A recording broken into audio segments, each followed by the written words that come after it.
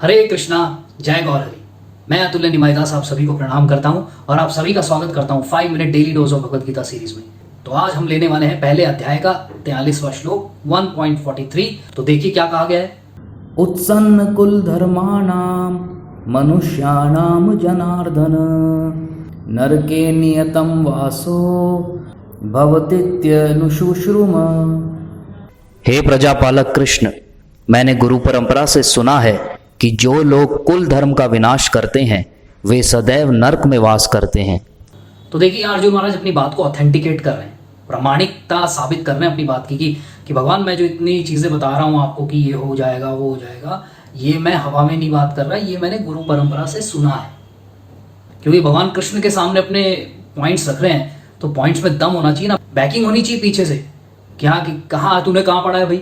नहीं जी, वो मैंने गुरु परंपरा से सुना है, मैंने आचार्यों से सुना है।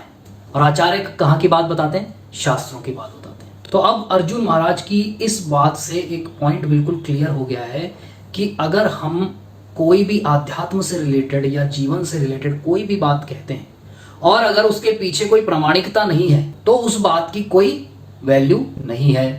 तो आजकल क्या होता है, प्रभुपाद जी अपने लेक्चर में कह रहे हैं, अर्जुन महाराज ने इस श्लोक में ये साबित कर दिया है कि जो लोग ये कहते हैं कि भाई मेरे ख्याल से तो जी ऐसे होना चाहिए, मेरे हिसाब से तो भगवान ऐसे हैं, मेरे हिसाब से तो भगवान ने ये कहा है, हमसे भगवान ये चाहते हैं, हमसे भगवान वो चाहते हैं, शास्त्र पढ़ो ना पढ़ो एक ही बात है, कोई दिक्कत नहीं है उसमें, अंदर से ज्ञान आता है और नाना प्रकार की चीजें कही जाती है लोगों के द्वारा। तो हम ये नहीं कह रहे कि वो गलत है, हम तो ये कह रहे हैं कि क्या वो गुरु परंपरा से प्रमाणित है, क्या वो शास्त्रों से प्रमाणित है?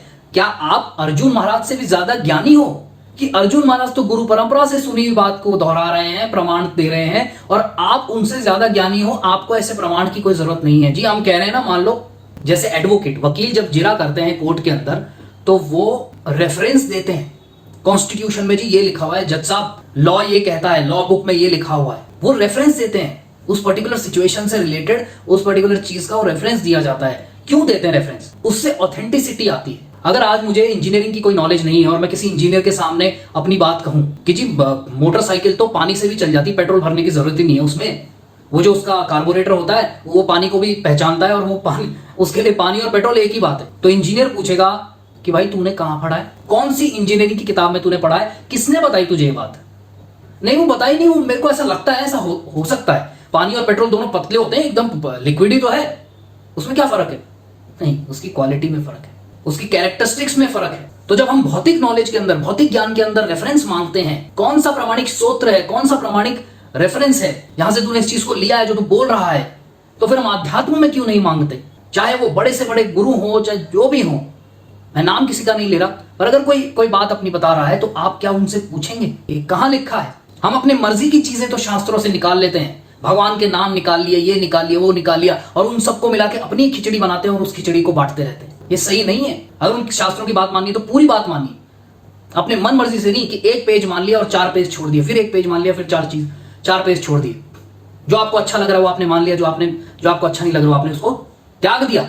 ये गलत बात है। आध्यात्मिक ज्ञान, आध्यात्मिक जीवन कोई मजाक नहीं है, ये जन्म जन्मांतर की बात है। आध्यात्मिक जीवन अगर आपने बिगाड़ लिया अपना, अगर गलत रास्ते पे आप चलेंगे तो आपके जन्म जन्मांतर खराब हो जाएंगे, खत्म हो जाएंगे बिल्कुल। आप सोच नहीं सकते आपकी वो गति होगी। इसलिए अर्जुन महाराज ने कहा है, सोचो आप, अर्जुन महाराज स्वयं साक्षात कृष्ण भगवान के सामने खड़े हैं, परम भगवान के सामने खड़े हैं, फिर भी वो उनके सामने प्रमाण पेश कर रहे हैं कि ये मैं नहीं कह रहा, ये गुरु परंपरा कह रही है, मैंने गुरु परंपरा से सुना है। भगवान कौन से शास्त्र कहां कहा है? अगर भगवान ने कहा है कि, और सबसे सिंपल क्या है, समस्त शास्त्रों का जो सार है वो भगवत गीता में है, तो सीधा पूछो भगवत गीता में है क्या जी? आदि शंकराचार्य, रामानुजाचार्य, माधवाचार्य, विष्णु स्वामी, निम्बार्काचार्य जैसे बड़े बड़े, चैतन्य महाप्रभु, रूप गोस्वामी, सनातन गोस्वामी, इन लोगों ने कहा है कि भगवत गीता जो है समस्त वेदों का सार है। और श्रीमद् भागवतम, अगर वेद पेड़ है तो उसका पका हुआ फल क्या है? श्रीमद् भागवतम। और अगर वेद गाय है तो उसका दूध क्या है? भगवत गीता। तो हमें गाय से क्या चाहिए? दूध चाहिए। जितने भी पीछे के श्लोक हैं उनमें एक चीज पे आपने ध्यान दिया होगा कि अर्जुन महाराज जो हैं वो पाप के ऊपर बहुत जोर दे रहे हैं। ये करना पाप है, ऐसे करेंगे तो पाप हो जाएगा, पाप करेंगे तो नरक में जाएंगे। सोचिए अर्जुन महाराज बड़े भक्त हैं भगवान के, वो इतना घबरा रहे हैं पाप करने से, और हम क्या करते हैं, कैसे करते हैं, हम सोचते भी नहीं, बस कर देते हैं। अरे कर दो जी, मन कर रहा है यार, ये खा लो, खा लिया, ये कर दो, कर दिया। और बार बार पिछले 4-5 श्लोक से आप देख रहे होंगे, बार बार पाप ना हो जाए, ये हो जाएगा तो पाप कर देंगे, ऐसा हो जाएगा तो पाप लग जाएगा। प्रभुपाद जी कह रहे हैं कि वैदिक सिविलाइजेशन, वैदिक सिस्टम को फॉलो करने वाले ह्यूमन बींग्स कहलाते हैं, वो मनुष्य कहलाते हैं जो वैदिक प्रोसेसेस, जो वेदों में इंस्ट्रक्शंस दिए हुए, निर्देश दिए हुए, उनका पालन करते हैं, वो ह्यूमन बींग्स कहलाते हैं। और जो पालन नहीं करते वो जानवर कहलाते हैं। तो हमें ये देखना पड़ेगा कि हम ह्यूमन बींग्स हैं कि जानवर हैं, क्योंकि प्रभुपाद जी कह रहे हैं कि फैमिली, ट्रेडिशंस, कल्चर, ये तो ह्यूमन बींग्स के लिए है, ये तो मनुष्यों के लिए है, ये जानवरों के लिए है ही नहीं। तो अगर हम फॉलो नहीं करना चाहते तो फिर ठीक है, कोई बात नहीं, नाश हो जाने दो, नरक की प्राप्ति होना सुनिश्चित है ही है। अब हम चाहे माने चाहे ना माने, वो जो होगा जब देखा जाएगा, ठीक है, नो प्रॉब्लम्स, कोई प्रॉब्लम नहीं है इसमें। पर शास्त्र तो यही कह रहे हैं। तो प्रभु जी अब कुल धर्म तो नाश हो गया, हमको तो पता ही नहीं करना क्या है, ना तो ब्राह्मण है, ना क्षत्रिय है, ना वैश्य है, ना शूद्र है, हम है क्या, हमें यही नहीं पता। तो सबसे सिंपल, तो प्रभुपाद जी कह रहे हैं कि एक काम हर व्यक्ति कर सकता है, और वो क्या है, भगवान कृष्ण की भक्ति।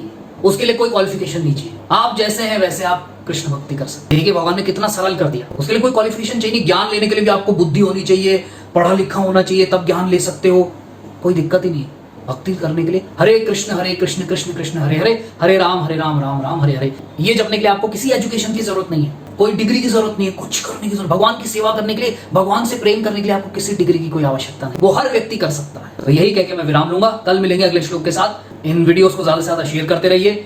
14 घंटे का अभी तक नहीं सुना है तो उसे सुन लीजिए, फेसबुक पेज को लाइक कर दीजिए, यूट्यूब चैनल को सब्सक्राइब कर दीजिए बेल आइकन के साथ। Thank you very much. Hare Krishna, जय गौर हरि। अगर आप प्रचार कार्य में कुछ सहयोग करना चाहते हैं तो दिए गए बैंक डिटेल्स में आप सहयोग राशि भेज सकते हैं, या फिर नीचे दिए गए फ़ोन नंबर पर पेटीएम भी कर सकते हैं। धन्यवाद।